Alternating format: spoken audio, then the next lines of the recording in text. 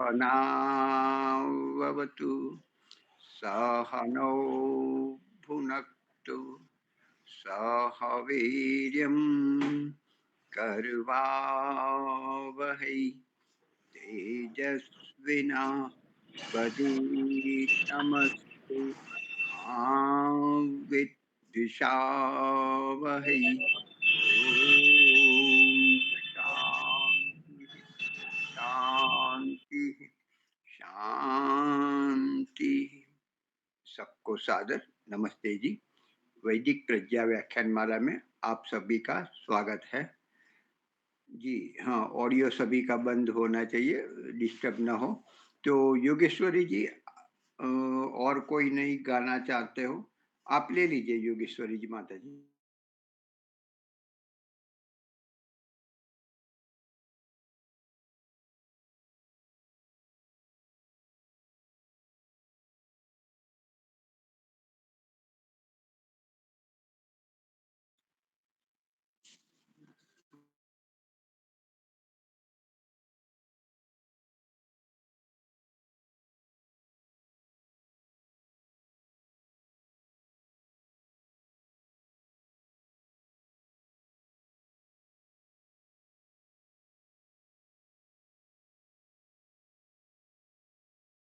व्याख्यान माला में उपस्थित सभी को मेरा सादर नमस्ते।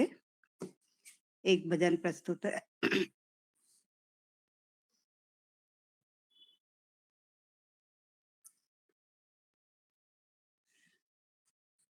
हक छीन के किसी का नहीं चैन पाएगा तू, देगा जवाब क्या जब परलोक जाएगा तू।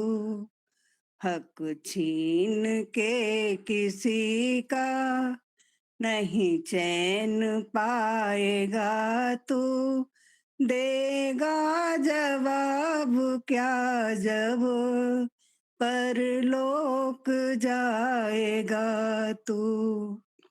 क्यों भूलता है पगले भगवान तू नहीं है, क्यों भूलता है पगले भगवान तू नहीं है। सबसे बड़ा जगत में बलवान तू नहीं है। पापों के फल से कैसे खुद को बचाएगा तू, देगा जवाब क्या जब परलोक जाएगा तू। हक छीन के किसी का नहीं चैन पाएगा तू, देगा जवाब क्या जब परलोक जाएगा तू। औरों का घर जलाकर तू हाथ सेकता है, दुनिया भले न देखे मालिक तो देखता है। औरों का घर जलाकर तू हाथ सेकता है, दुनिया भले न देखे मालिक तो देखता है। जो घर उजाड़े तूने कैसे बसाएगा तू, देगा जवाब क्या जब परलोक जाएगा तू। बेजान धन के खातिर कितने उजाड़े जीवन, आखिर समय में प्राणी जाएगा नगन ये तन। बेजान धन के खातिर कितने उजाड़े जीवन, आखिर समय में प्राणी जाएगा नगन ये तन, अपने किए पे फिर बस आंसू बहाएगा तू, देगा जवाब क्या जब परलोक जाएगा तू। भूखा अन्न दे दे, भूखे को अन्न दे दे, भूखा न तू सोएगा, बिन साधना किए जग साधु तुझे कहेगा। भूखे को अन्न दे दे, भूखा न तू सोएगा, बिन साधना किए जग साधु तुझे कहेगा। योगी ये पुत्र जीवन कैसे खिलाएगा तू, हक छीन के किसी का नहीं चैन पाएगा तू, हक छीन के किसी का नहीं चैन पाएगा तू, देगा जवाब क्या जब परलोक जाएगा तू, देगा जवाब क्या जब परलोक जाएगा तू। जी धन्यवाद समय देने के लिए मुनि जी, बहुत बहुत। बहुत ही सुंदर। तो आज हमारे वक्ता आचार्य दिनेश जी आर्य, जो लाकरोड़ा में प्रबंधक दर्शन योगधाम में है, तो उनको मैं निवेदन करता हूँ अपना विषय प्रस्तुत करें और हमें प्रेरणा दें। आचार्य जी।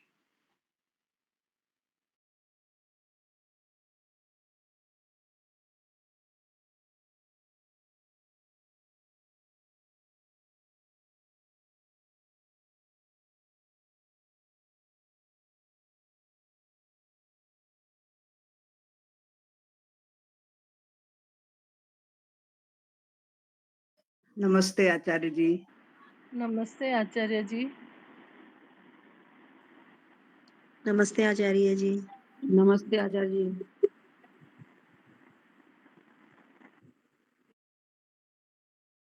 आचार्य जी प्रणाम।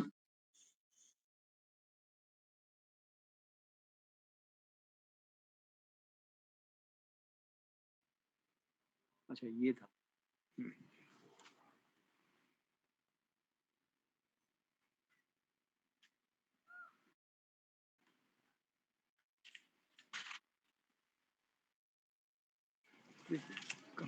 हाँ एक मिनट। हाँ आवाज आ रही है? अच्छा वो हाँ ठीक समझ गया, करता हूँ।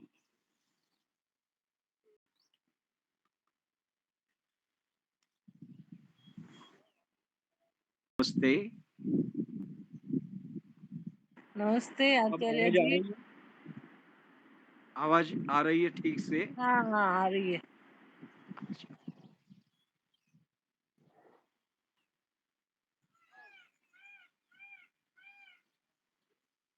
मन की एकाग्रता के लिए सर्वप्रथम ओमकार का उच्चारण लंबे स्वर से करने का प्रयास करेंगे। ओ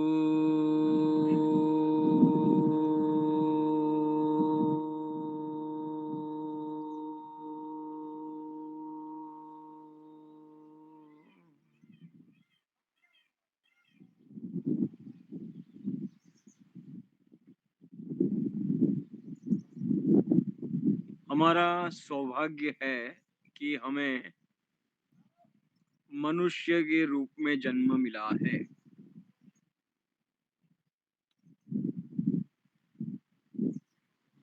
और हम सकलांग हैं, अर्थात कोई विकलांग नहीं है, संपूर्ण है अंग उपांग।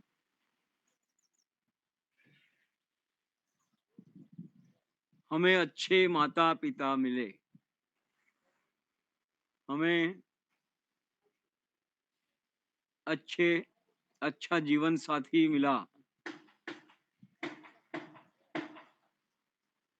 भारत देश में हमारा जन्म हुआ, ये भी सौभाग्य है।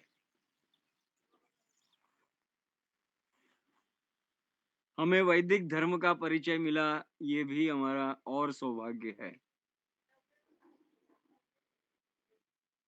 इतने सौभाग्य होने पर भी जीवन में यदि हम योग का अनुष्ठान, पतंजलि अष्टांग योग का अनुष्ठान करते हैं, कितना करते हैं, कितनी रुचि रखते हैं, इसको देखते हुए हम अपने जीवन को इतने अंशों में सफल मानेंगे।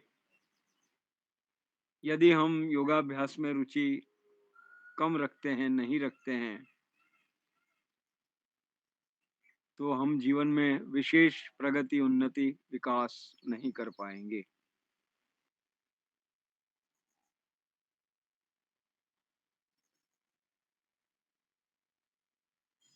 मानसिक शांति के लिए और स्वयं के कल्याण और विश्व के कल्याण के लिए जो योग है वो विश्व कल्याण का आधार है। योग की परिभाषा इस प्रकार से बनती है कि योग एक सूक्ष्म विद्या और आचरण का नाम है। योग एक सूक्ष्म विद्या और आचरण का नाम है, जिसका अनुष्ठान करने से व्यक्ति कृतकृत्य हो जाता है।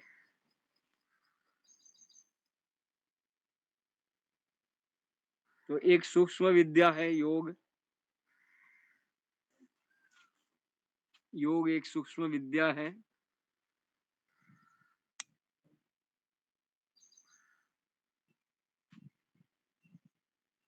और आचरण भी जो है उसके साथ जुड़ा हुआ है। तो एक प्रारंभिक योगाभ्यासी क्या करें जिससे कि उसकी उन्नति शीघ्र होवे, इस विषय में यहाँ चलने वाले शिविरों में मार्गदर्शन दिया जाता है। क्या मार्गदर्शन दिया जाता है कि योगाभ्यासी के लिए आवश्यक कर्तव्य जो 1 से 18 हैं, 1 से 18 बिंदु में योगाभ्यासी के आवश्यक कर्तव्य बताए गए हैं। तो छोटी पुस्तक थी क्रियात्मक योगाभ्यास, अथवा तो बड़ी पुस्तक आजकल क्रियात्मक योग नाम से प्रकाशित हो रही है। तो उसमें ये दिया गया है। शिविरों में पहली ही कक्षा इस विषय में होती है। क्रियात्मक योग प्रशिक्षण शिविर में पहली कक्षा इसके ऊपर होती है। तो आप सभी लोगों के हित के लिए मैं बताना चाहूंगा कि इनको अवश्य पढ़ें, इस पुस्तक को प्राप्त करें, अवश्य पढ़ लें। आपके जीवन में कुछ मोड़ आएगा।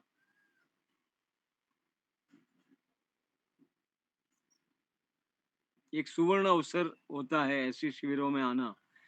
अभी वर्तमान में 14 सितंबर से 20 सितंबर क्रियात्मक योग प्रशिक्षण शिविर यहाँ लाकरोड़ा में चलेगा, जिसमें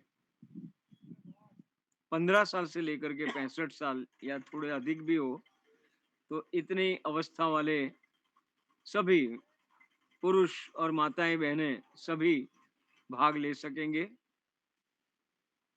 योग का वास्तविक और क्रियात्मक स्वरूप को समझने समझाने का प्रयास किया जाएगा।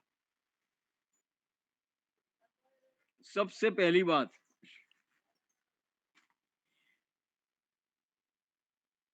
हम जो है लक्ष्य का निरंतर चिंतन करें। तो इस विषय में यहाँ पर बताया गया है कि योगाभ्यासी को चाहिए कि मुझे यह मनुष्य जन्म क्यों मिला है, इस जीवन का परम लक्ष्य क्या है, मुख्य लक्ष्य क्या है, इसको जानना चाहिए। तो पहला वाक्य आपको ऐसा मिलेगा, पहला बिंदु 18 बिंदु में से पहला बिंदु ऐसा मिलेगा कि मनुष्य जीवन का परम लक्ष्य, मैं भाव रूप में बताता हूँ, पुस्तक में थोड़ा अंतर होगा। मनुष्य जीवन का परम लक्ष्य समस्त सांसारिक दुखों से छूटना, स्वयं छूटना और अन्यों को छुड़ाना।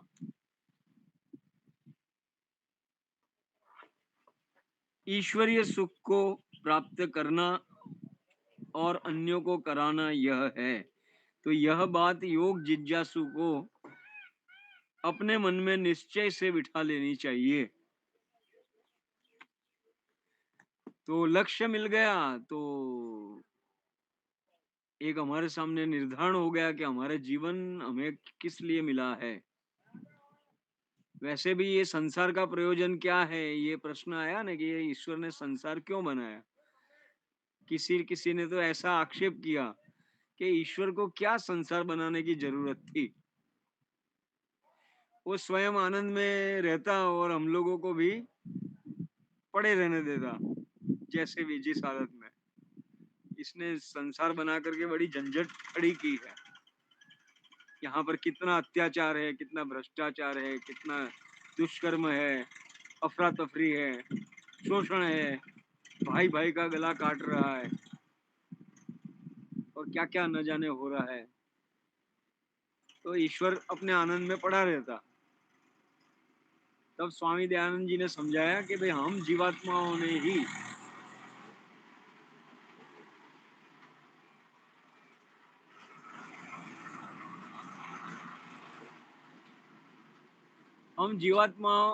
के कर्म हैं, उसके फल हमें भोगने हैं। हमने कोई अच्छे अच्छे कर्म किए तो सुख रूप फल भोगना है, और बुरे कर्म किए हैं तो उसका दंड भी भोगना है। तो हमारे कर्मों के फलों को भोगने के लिए यह संसार बनाया गया, और हम एक ऐसी अवस्था में पहुंच जाए जो हमारा असली घर है, उस असली घर में पहुंच जाए जिसको अपवर्ग कहते हैं, मोक्ष कहते हैं। उसकी प्राप्ति के लिए ये संसार बनाया गया है। भोग अपवर्गार्थम दृश्यम, भोग के लिए, कर्मों के फलों को भोगने के लिए, सुख दुख भोगने के लिए, और मोक्ष की प्राप्ति का द्वार होने से यह संसार बनाया जाता है। तो हम सब कुछ न कुछ भोग करना चाहते हैं, खाना पीना, नाचना बजाना, घूमना, ये सब चाहते हैं, इसलिए ईश्वर संसार बनाता है। और इन सब से झंझटों से छुटकारा पाकर के मोक्ष में भी जाना चाहते हैं, समस्त दुखों से छूटना चाहते हैं। पूज्य स्वामी विवेकानंद जी प्रश्न पूछते हैं कि भाई हाँ जी, आप लोग दुखों से छूटना चाहते हैं? तो सब कहते हैं कि हाँ छूटना चाहते हैं। कितना छूटना चाहते हैं? 80, 85, 95, कितना छूटना चाहते हैं? तो सबका उत्तर ये रहता है कि 100% छूटना चाहते हैं। और दूसरा प्रश्न कि आप बढ़िया सुख पाना चाहते हैं जिसमें बीच में कोई दुख ना आवे, लंबे काल तक चले? तो सब कहते हैं कि हाँ चाहते हैं। कितने % सुख चाहते हैं? तो उसमें भी उत्तर आता है कि 100% सुख चाहते हैं। तो ऐसी स्थिति संसार में तो है नहीं, इसके लिए मोक्ष प्राप्त करना होगा। तो मनुष्य जीवन का मुख्य लक्ष्य समस्त सांसारिक दुखों से छूटना और अन्यों को छुड़ाना, ईश्वरीय सुख को प्राप्त करना और अन्यों को कराना, और ऐसे करते करते मोक्ष प्राप्ति करना, ये लक्ष्य है। मनुष्य जीवन हमें इस काम के लिए मिला है। बाकी हम गणना करें तो हम हजारों नहीं तो लाखों नहीं तो करोड़ों वर्ष, करोड़ों बार जन्म ले चुके हैं। और इन जन्मों में हमने क्या किया है? यही तो किया है, खाया पिया, संतान उत्पत्ति की, उनको बड़ा पाल पोस करके बड़ा किया, और फिर बूढ़े हो गए और खाट पकड़ ली और जो है शांति पाठ हो गया। तो कुछ हाथ में तो विशेष आया नहीं।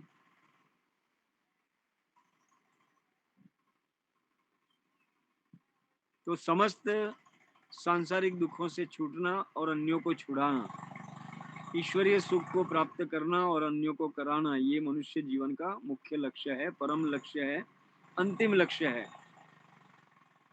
बचपन से लेकर के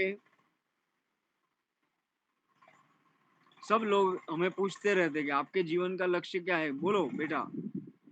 5 साल का बच्चा है, बोलो बेटा क्या काम करोगे? तो वो बच्चा ने जैसे सीखा है पाठ कि भाई मैं डॉक्टर बनूंगा, मैं इंजीनियर बनूंगा, मैं वकील बनूंगा, पायलट बनूंगा, क्रिकेटर बनूंगा, एक्टर बनूंगा, संगीतकार बनूंगा, टीचर बनूंगा, आर्मी में जाऊंगा। तो सब जो है ये जैसा जैसा सिखाया जाता है संसार के लोगों के द्वारा, पास पड़ोस के लोगों के द्वारा, परिवारजनों के द्वारा, वैसा उत्तर मिलता है। तो ये जो लक्ष्य है, ये तो हम मनुष्यों का दिया हुआ लक्ष्य है, और वो थोड़े काल के लिए है। इससे क्या होगा? संसार में जो है पायलट भी खूब है, इंजीनियर, डॉक्टर लाखों की संख्या में है। तो क्या फर्क पड़ेगा? कोई विशेष फर्क नहीं पड़ेगा।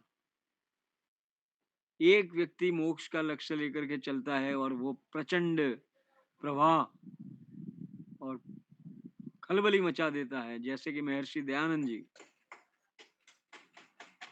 कि मुझे सच्चे शिव का दर्शन करना है, मुझे मृत्यु से बचना है।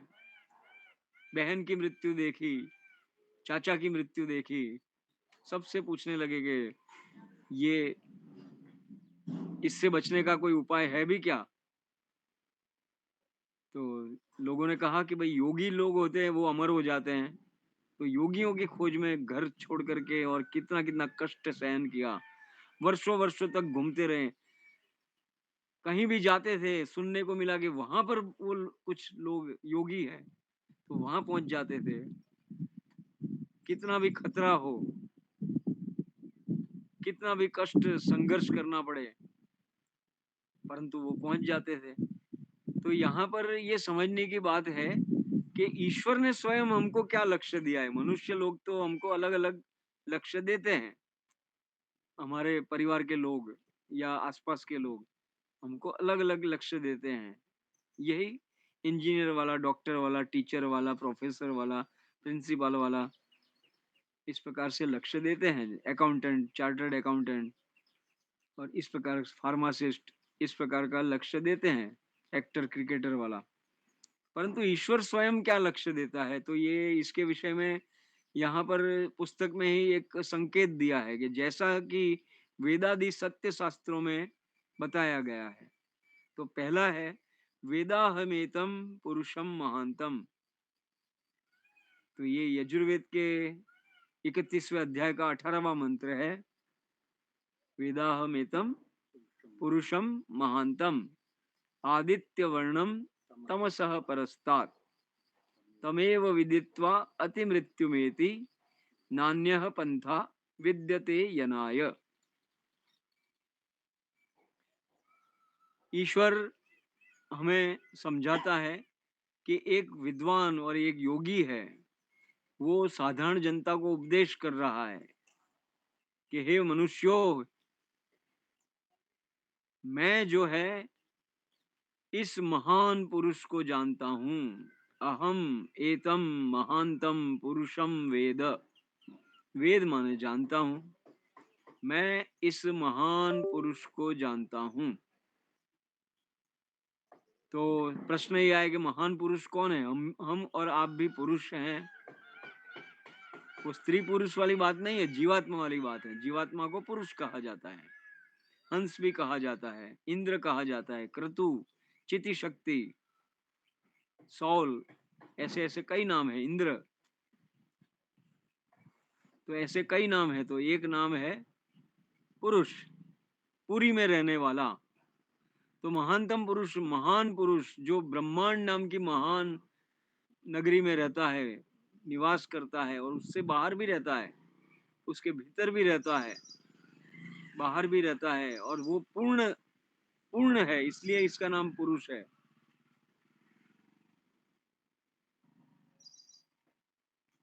तो इस महान पुरुष को मैं जानता हूं, अर्थात मैंने जान लिया है।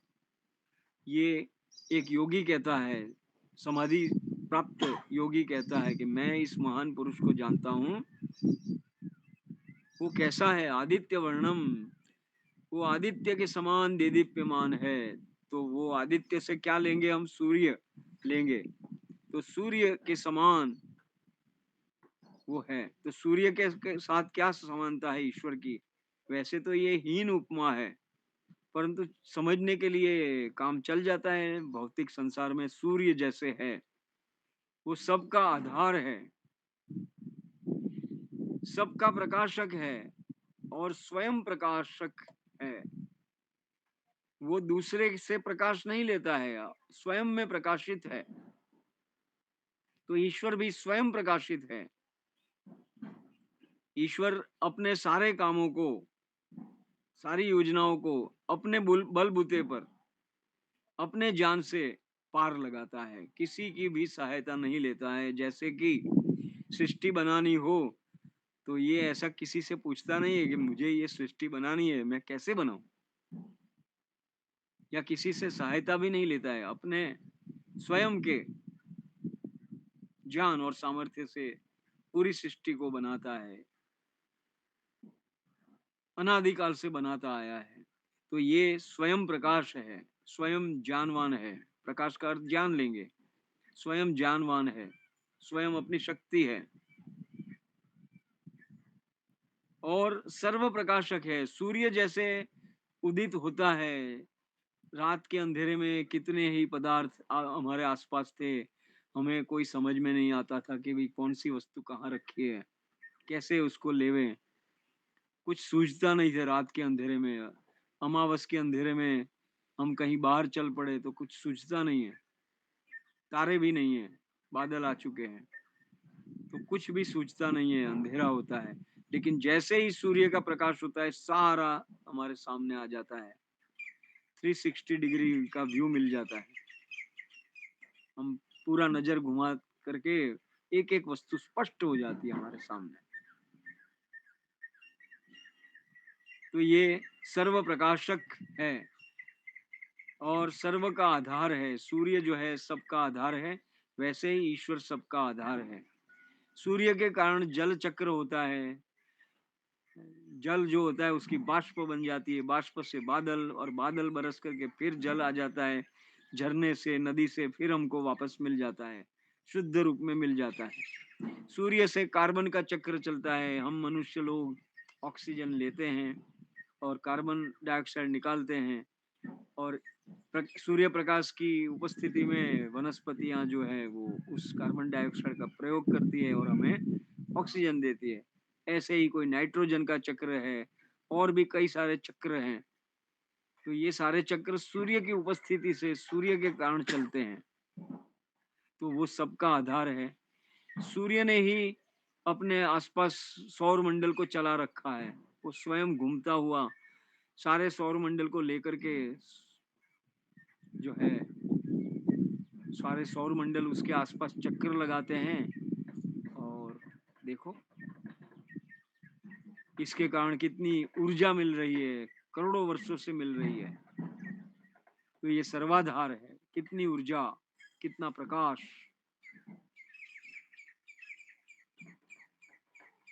तो इस प्रकार का जो है सूर्य के समान देदीप्यमान ऐसा ईश्वर है। ईश्वर की महिमा हम जाने, ईश्वर कितना महान है, ईश्वर की शक्तियां क्या है, ईश्वर का न्याय कैसा है, 100% न्याय है, ईश्वर की दया कितनी है, हमारे लिए और सब प्राणियों के कल्याण के लिए उसने क्या क्या दयाएं कर रखी है, क्या क्या हमारी रक्षा करता है ईश्वर। तो इसको देखते हुए सूर्य के समान देदीप्यमान ऐसा ईश्वर है। और तमसः परस्तात्, उसमें अविद्या अज्ञान का लेश मात्र भी नहीं है। और अविद्या नहीं है तो दुख भी नहीं है, सदा आनंद में रहता है, अपनी मस्ती में मस्त रहता है। तो अविद्या अंधकार से स्वयं रहित है, अपने उपासकों को भी अविद्या से छुड़ाता है। एक व्यक्ति कीचड़ में धंस गया तो दूसरा व्यक्ति उसको बचाने वाला वो कीचड़ में खड़े रह करके उसको नहीं बचा सकता है। वो एक ठोस भूमि पर खड़ा रहेगा, वहां जेसीबी लेकर के जाएगा और ठोस भूमि पर से लेकर के बड़े पंजे से उस व्यक्ति को बचाएगा, या रस्सा लेकर के जाएगा, तब बचा पाएगा। उसका आधार चाहिए, मजबूत चाहिए। तो इस प्रकार से जो है ईश्वर सर्वरक्षक स्वयं जो है दुखों से रहित है और हमको भी दुखों से रहित करने वाला है। तमसः परस्तात्, अज्ञान अंधकार से परे है। तमेव विदित्वा अति मृत्युमेति, उसको जान करके ही ये जो योगी पुरुष है साधारण जनता को उपदेश दे रहा है कि उसको जान करके ही आप लोग क्या कर सकते हो, मृत्यु को पार कर सकते हो। मृत्यु का भय आपके अंदर घुसा पड़ा है।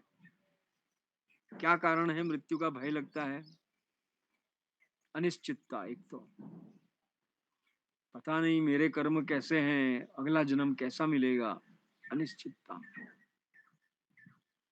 तो योगी व्यक्ति ने तो बहुत अच्छे और निष्काम कर्म कर रखे हैं, उसको तो कोई भय नहीं लगता है, मृत्यु के भय को पार कर जाता है योगी। तो वो कहता है कि मैंने तो इस प्रकार से पार कर लिया मृत्यु के भय को।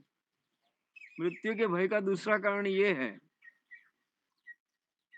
दूसरा कारण क्या है कि हमने जो है ये न के न प्रकारण, यानी कि ऊंचा नीचा उल्टा पुल्टा करके बहुत सारी संपत्ति और सुख साधन और धन संपत्ति ये सब जमा कर दिया। अब इसका छूटना हो रहा है, इससे हम छूट रहे हैं, ये हमारे से अलग हो रहा है, हम जा रहे हैं यहाँ से और उसमें से एक सुई भी नहीं ले जा सकते हैं हम, इसका भी भय रहता है। तो ये सारा जो है स्वस्वामी संबंध वो योगी ने हटा दिया है।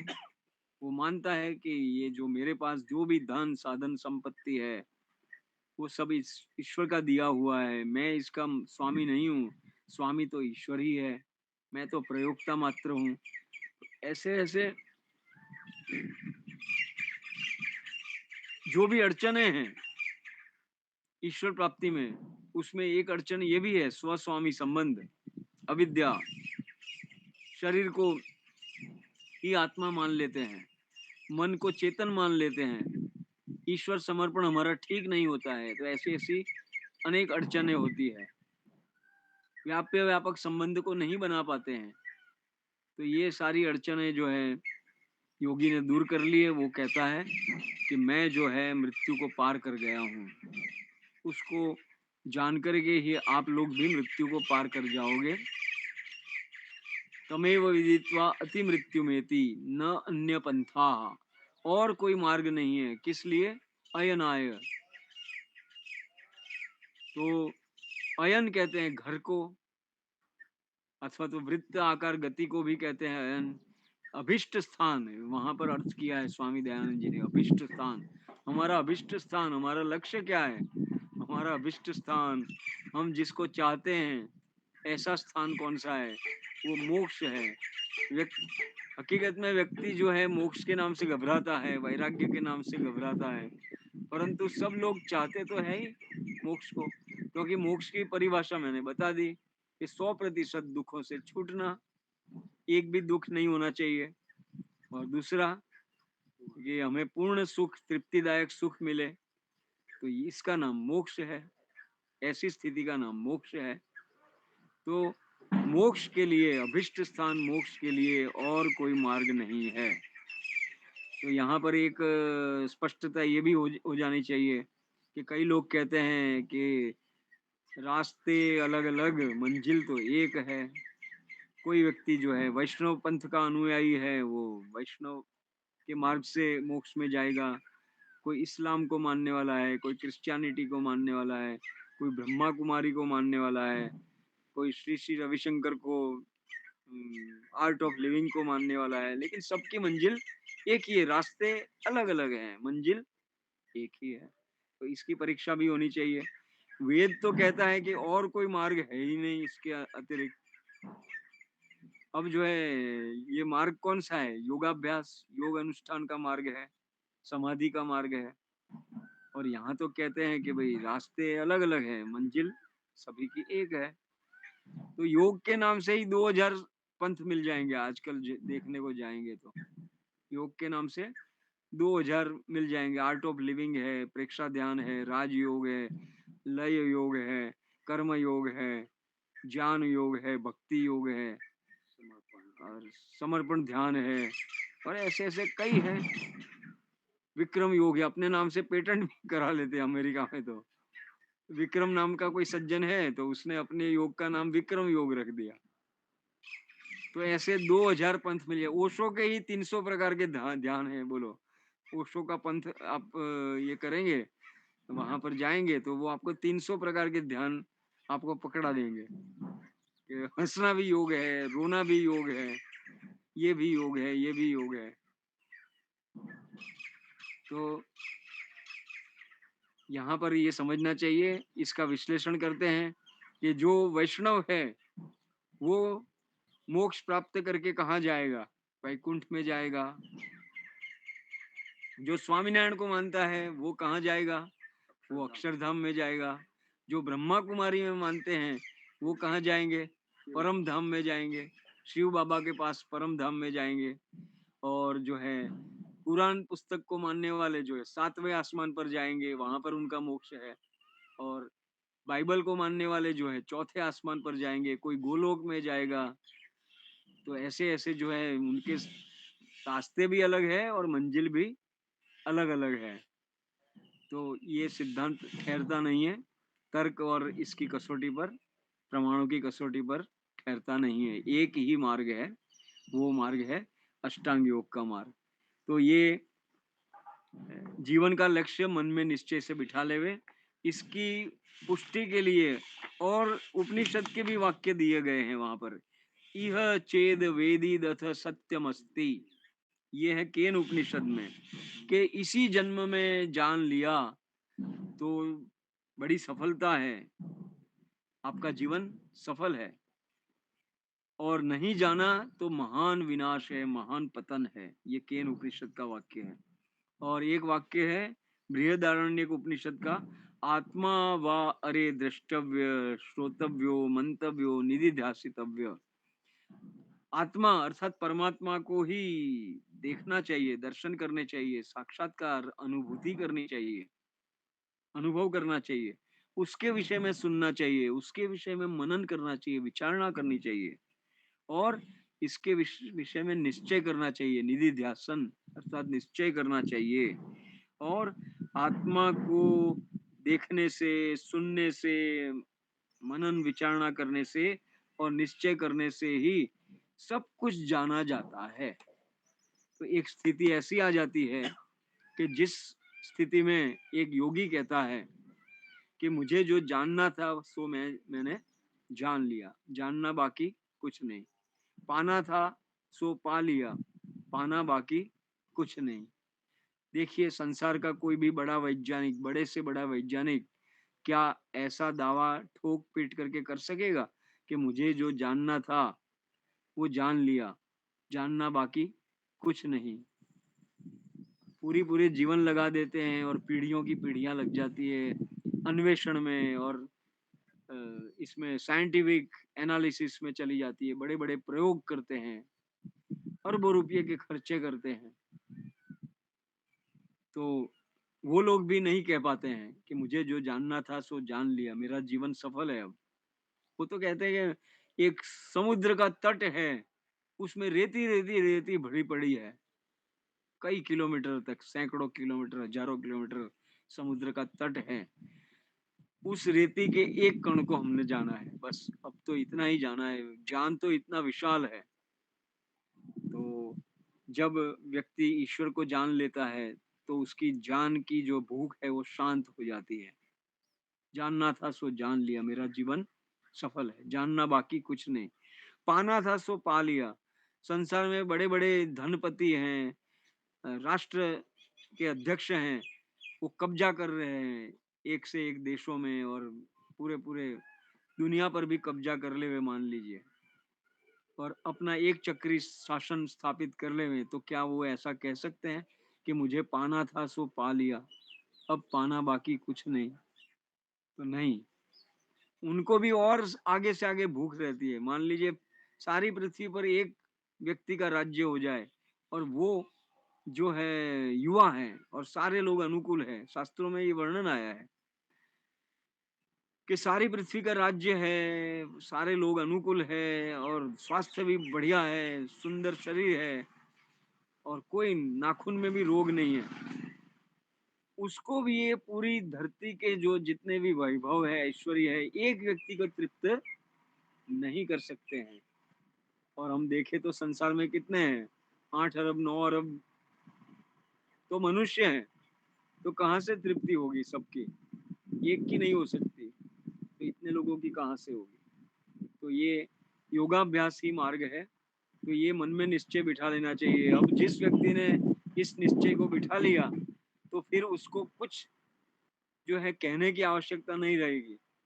वो ऐसा अनुशासित बन जाएगा, ऐसा प्रबुद्ध बन जाएगा, ऐसा मातृभक्त, ऐसा पितृभक्त, ऐसा आचार्य भक्त, ऐसा ईश्वर भक्त, राष्ट्र भक्त बन जाएगा कि वो एक पराक्रम के कामों को करेगा, आश्चर्यजनक अद्भुत कामों को करेगा। जैसे कि महर्षि दयानंद जी और उनके पीछे भी कई लोग जो हैं ऐसे पराक्रम के काम कर गए। उनके जीवन में ये था, आत्मज्ञान था, उनके जीवन में ये योगाभ्यास था, ये यम नियमों का आचरण करते थे, ऊंचे स्तर पर करते थे, आत्मवत अनुभव करते थे। तो ये सब योगाभ्यास के अंतर्गत आता है कि योगाभ्यासी को क्या क्या करना होता है और क्या नहीं करना होता है। तो इस कड़ी में हम आपको और भी बताने का प्रयास करेंगे कि योगाभ्यासी जो है यम नियमों का पालन मन, वचन और शरीर से श्रद्धा पूर्वक करना चाहिए। तो पहले तो हम यम नियमों को समझें। यम नियमों के ऊपर जो है कुछ छोटी मोटी पुस्तकें भी होते हैं, और जो है प्रवचनों में भी बताया जाता है, शिविर भी बताया जाता है। यम 5 होते हैं: अहिंसा, सत्य, अस्तेय, ब्रह्मचर्य, अपरिग्रह।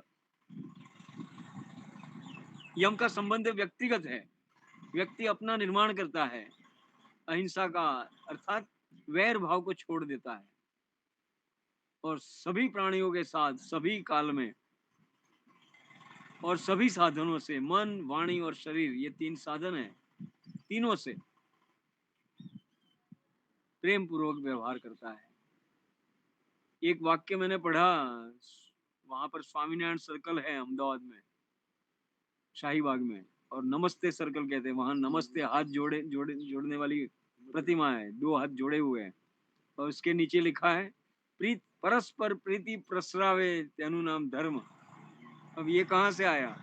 परस्पर प्रीति प्रसरावे तेनु नाम धर्म, ये कहाँ से आया? योग दर्शन से आया। और अपने महर्षि दयानंद सरस्वती जी ने आर्य समाज का नियम बनाया, सबसे प्रीति पूर्वक धर्मानुसार यथा योग्य वर्तना चाहिए।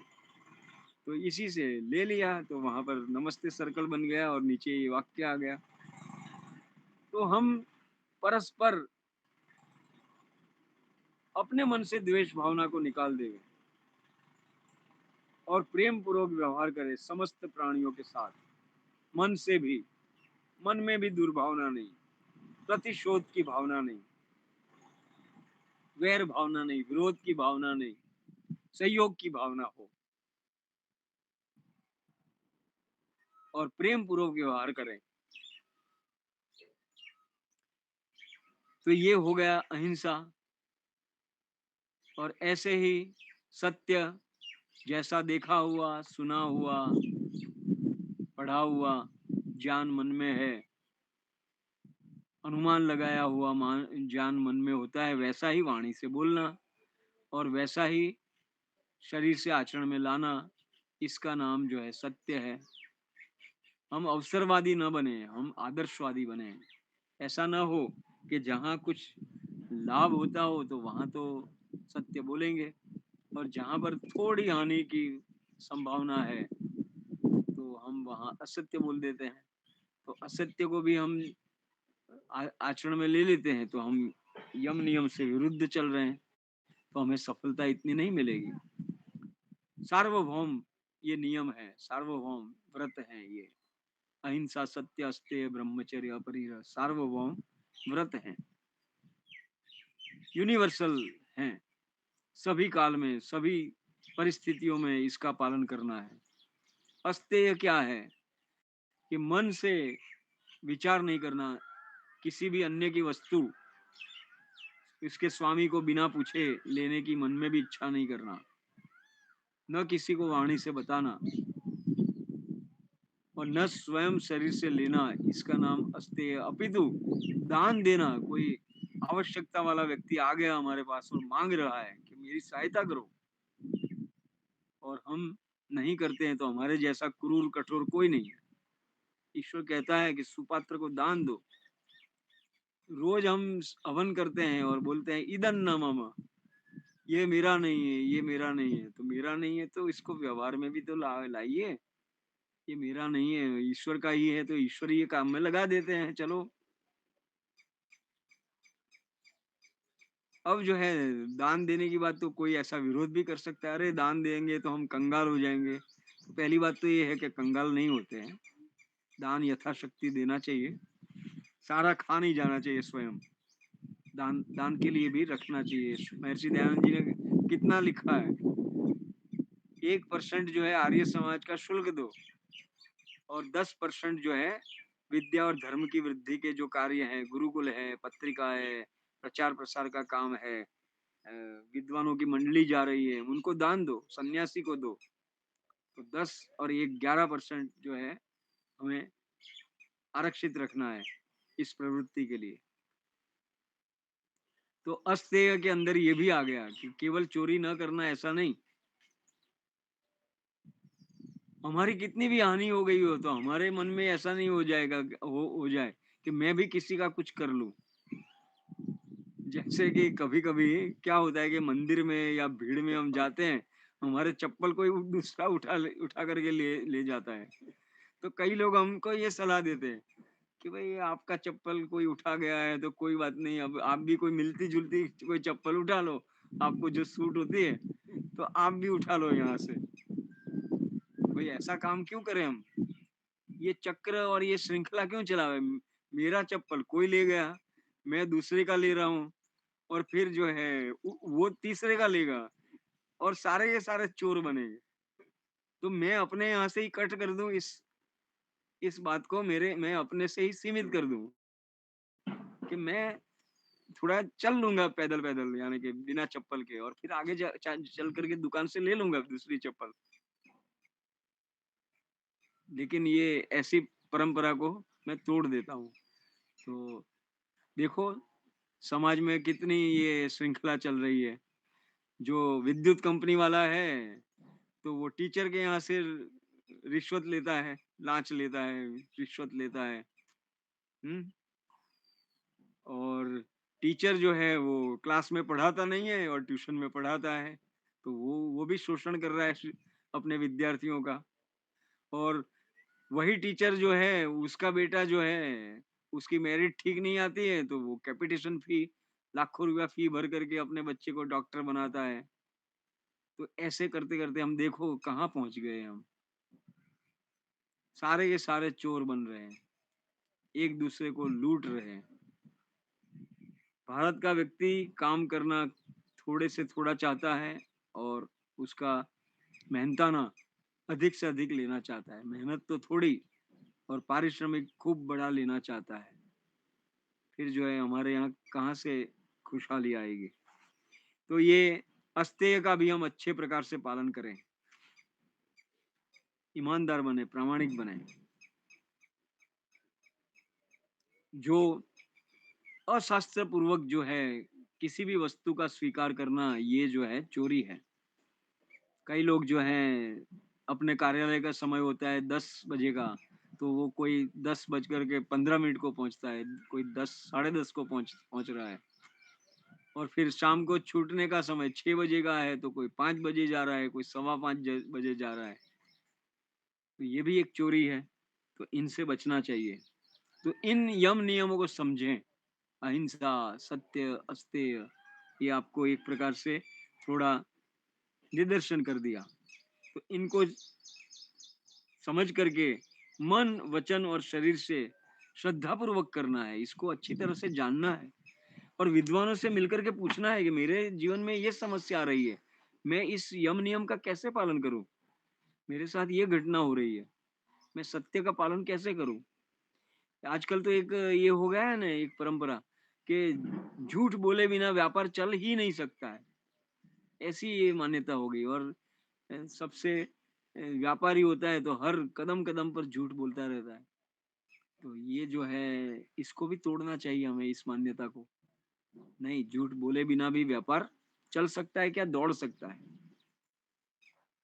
तो जैसे कि ये फिक्स्ड रेट की दुकानें हैं, मॉल है, वहाँ कहाँ भावताल है। मौनी बाबा थे अहमदाबाद में। हमारे एक मौनी बाबा थे अहमदाबाद में, उनकी दुकान में कोई भावताल नहीं चलता था, क्योंकि वो कहते कि भाई और दुकान पर चले जाओ आप, मेरे यहाँ तो यही भाव है, आप मुझे 50 बार पूछोगे तो भी यही भाव रहेगा।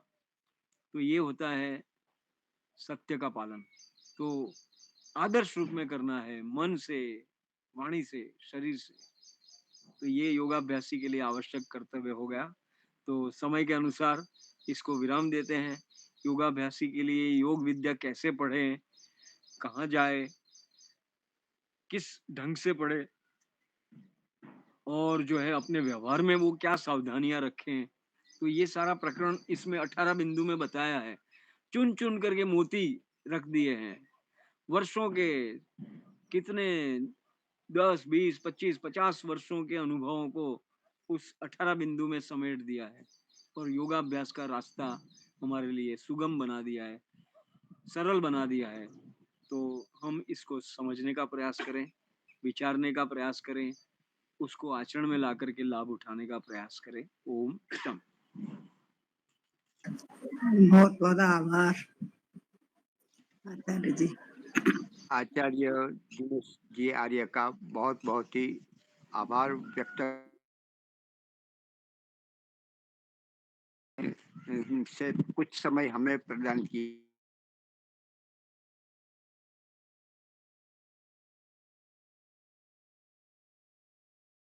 ऐसे हम भी सोच रहे हैं कि कम से कम मास तो हम आचार्य को याद करेंगे और लाभ उठाएंगे, ऐसा बोला है। तो इस प्रकार से हम पुनः मिलेंगे। तो अपने शंकर जी यदि हो तो शांति पाठ जयघोष करवाए। शंकर जी। आवाज आ रही मणि जी? जी जी बहुत अच्छा। आज मैं अभी लेट से जुड़ा हूँ, मैं रास्ते में हूँ। शांति पाठ कराने के लिए मैं हाजिर हुआ हूँ। पहले शांति पाठ होगा, इसके बाद जय घोष होगा। ओम द्यौ शांति अंतरिक्षम शांति पृथ्वी शांतिरापः शांतिरोषधय शांति वनस्पतयः शांतिर्विश्वे देवा शांतिर्ब्रह्म शांतिः सर्वं शांति शांतिरेव शांतिः सामा शांतिरेव। ओम शांति शांति शांति। जय घोष। जो बोले सो अभय। सत्य सनातन वैदिक धर्म की जय। मर्यादा पुरुषोत्तम भगवान रामचंद्र की जय। योगीराज भगवान कृष्णचंद्र की जय।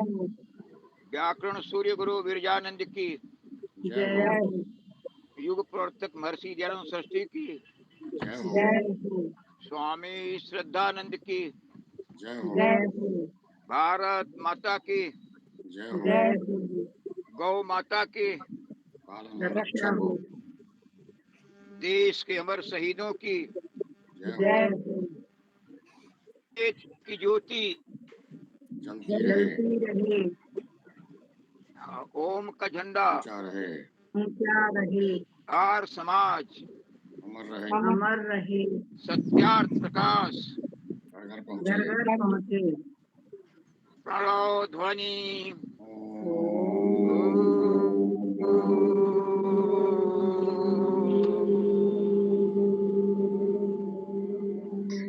वैदिक अभिवादन। सबको सादर नमस्ते। सर्वेभ्यो सबको सादर नमस्ते जी। नमस्ते आचार्य जी, बहुत बहुत आभार आपका। नमस्ते जी, नमस्ते। सर्वेभ्यो नमः।